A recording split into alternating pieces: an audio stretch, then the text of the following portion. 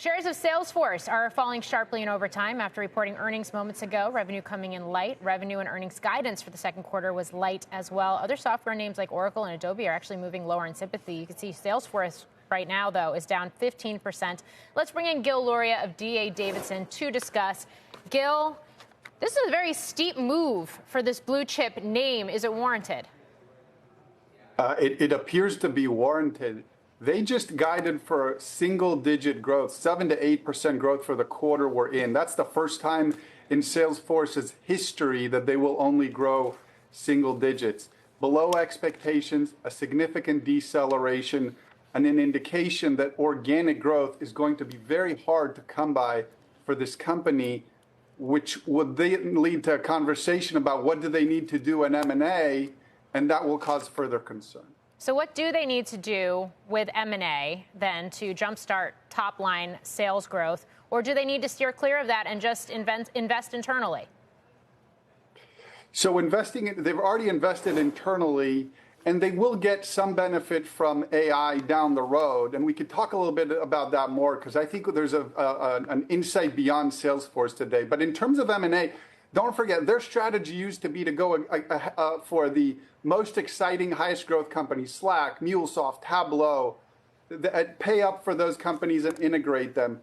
Activists came in and asked them to stop doing that. So now they're looking at slower growth legacy companies like Informatica, a deal which won't happen, could be financially accretive, but isn't the exciting high growth type target.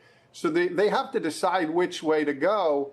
And investors are going to really be focused on, can they make both accretive acquisitions, but also still buy category leaders that can contribute to picking up organic growth?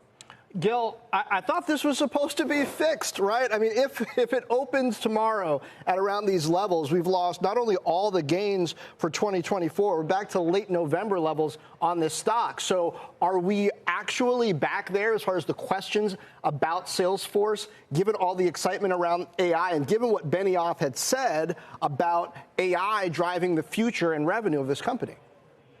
Yeah, here's where we're at on AI. We have to start connecting the dots between Snowflake and Workday and Salesforce, companies that we expect, there's best-in-class companies that we expect longer term to benefit from AI.